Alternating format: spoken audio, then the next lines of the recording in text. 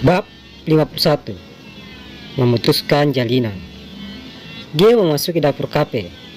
Dia berencana menyimpan tas dan mengganti baju dengan seragam yang sudah disiapkan oleh pihak kafe.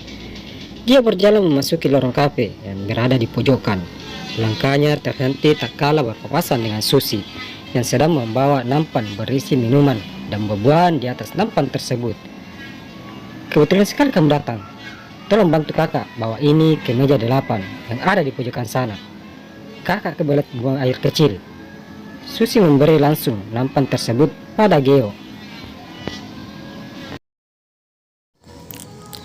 Geo menerimanya tanpa ada penolakan sedikit pun. Baiklah, Geo akan bantu. Cepat pergi, takutnya kakak buang air di sini. Geo tertawa. Kamu bisa saja. Kakak duluan. Bye. Susi berlari menuju kamar kecil. Setelah kepergian Susi, dia berjalan melewati beberapa meja pengunjung dengan sangat hati-hati menuju ke meja 8 seperti perintah Susi tadi. Tuan, Nyonya, ini pesanan kalian.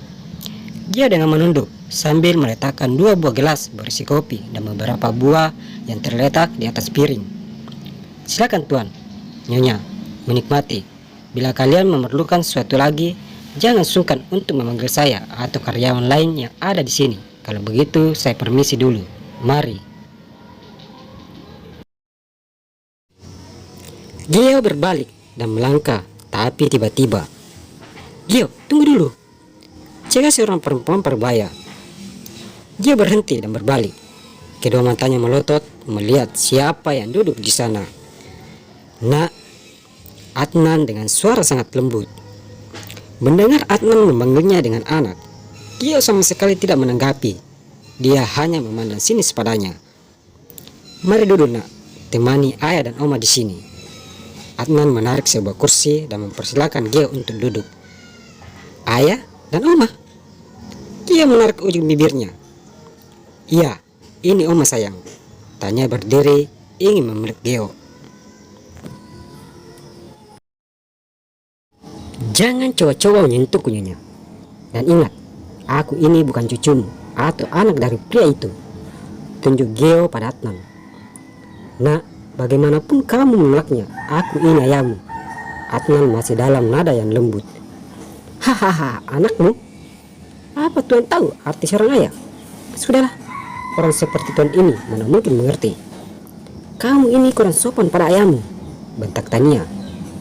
Dia seketika memalingkan pandangannya ke arah Tania. Untuk apa juga aku bermanis-manis pada manusia yang tidak punya hati seperti dia? Balas Geo benar-benar membuat api kemarahan Tania memuncak. Telapak Tania menyentuh pipi Geo. Bukannya merasa sakit, Geo malah tersenyum. Mami! Adnan berdiri dari tempat duduknya. Kamu lihat anak ini. Dia benar-benar tidak tahu tata krama. Mungkin ibunya tidak pernah mengajarinya sopan santun. Tunjuk Tania pada Geo.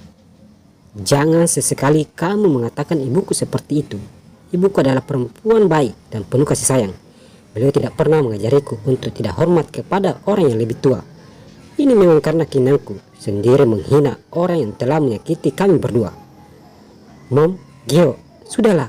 Kita ini satu keluarga, jadi jangan saling mencela. Adnan mengusap punggung Tania. Aku ini bukan bagian dari kalian. Jadi jangan mimpi aku akan mengakuinya. Geo melipat kedua tangannya di depan dada. Walaupun kamu tidak mengakui, tapi ingat, apa yang mengalir dalam tubuhmu itu sama dengan apa yang mengalir dalam tubuhku. Jadi mau tidak mau, kamu itu tetap bagian dari keluarga kami. Paham? Emosi Adnan mulai naik. Baiklah, aku akan memutuskan jalinan itu. Dia melangkah mendekati meja, lalu mengambil pisau yang tergeletak bersama dengan buah-buahan yang ada di atas piring. Nah, lihatlah. Hari ini aku akan memutuskan ikatan di antara aku dan keluarga kalian. Dan setelahnya ini, jangan lagi kalian menagih apa-apa dariku. Ingat itu baik-baik. Ucap Geo lalu. Cairan merah mengalir di atas meja, lalu menetes di atas lantai membentuk bola-bola kecil. Dia memotong sesuatu pada jari kelingkingnya di atas meja. Nak, kenapa kamu lakukan semua ini? Adnan mendekati Geo dengan perasaan panik melihat cairan yang tidak henti-hentinya mengalir di jari kelingking Geo.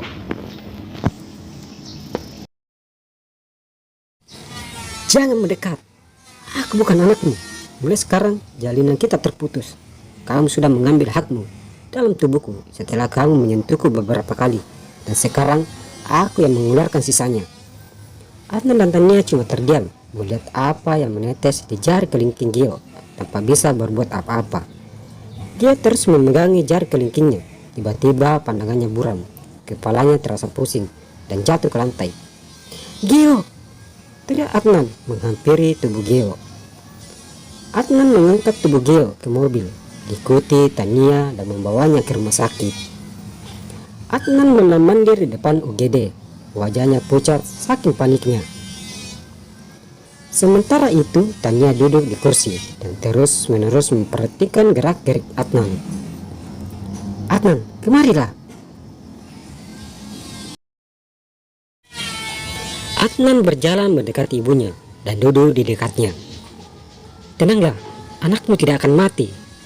Tania memandangi wajahnya di cermin kecil untuk menyempurnakan penampilannya. Adnan mengerutkan dahinya. Perkataan Tania membuatnya bertambah panik. Kenapa Momi berkata seperti itu? Harusnya Momi mendoakan Geo, bukan menyumpahinya seolah-olah Momi menginginkan dia cepat mati. Siapa yang menyumpahi? Momi hanya khawatir melihatmu. Dari tadi hanya mondar-mandir seperti istrikaan. Tania melipat dan memasukkan cermin kecil ke dalam tasnya. Adnan terdiam sambil menundukkan kepalanya. Adnan, ini kesempatan emas kita. Adnan mengangkat wajahnya. Maksud Mami apa? Iya, ini kesempatan kita mengambil hati Geo. Setelah ini kamu rawat dia dengan baik. Berikan dia perhatian lebih. Setelah itu kamu bujuk dia dengan berbagai cara agar dia mau ikut denganmu. Nah, disitulah kita mulai rencana kita menguasai harta milik nenekmu. Adnan menggeleng-gelengkan kepalanya. Dalam keadaan Geo seperti ini, ibunya masih memikirkan untuk memperdayanya. Mom, sudahlah dengan semua ini. Adnan tidak mau lagi membuat dendam Geo dan ibunya pada Adnan. Ah, terserah kamu. Yang jelasnya Momi akan terus berusaha untuk merebut kembali harta milik ibuku, walau harus mengorbankan nyawa. Tania berdiri dan berlalu pergi. Mom! Adnan termenung. Sesekali terlihat air matanya menetes mengingat kebencian Geo padanya. Melepaskan jarinya hanya untuk memutuskan jalinan di antara mereka. Geo, sebencinya inikah kamu terhadap ayah? Apa tidak ada lagi ruang kosong buat ayah untuk berteduh dalam hatimu? Ayah capek nak. Ayah lelah dengan semua ini. Tolong bukalah pintu hatimu untuk ayah, walau sebesar biji sawi. Tidak lama kemudian pintu ruang UGD terbuka. Adnan segera berlari menghampiri orang yang baru saja keluar dari dalam ruangan itu. Bagaimana keadaan putraku, dokter? Adnan yang masih menampakkan kepanikan di wajahnya.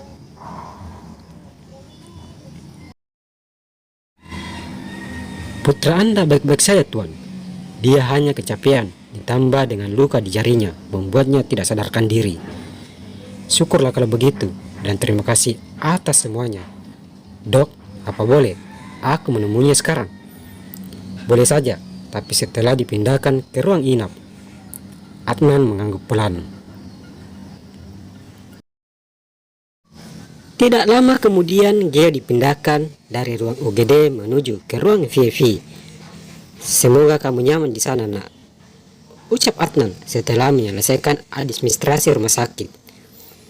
Adnan duduk di kursi samping tempat tidur dan memegang lalu mencium punggung tangan Geo. Nak, tolong maafkan ayah. Ayah mohon berilah kesempatan pada ayah untuk menembus semuanya.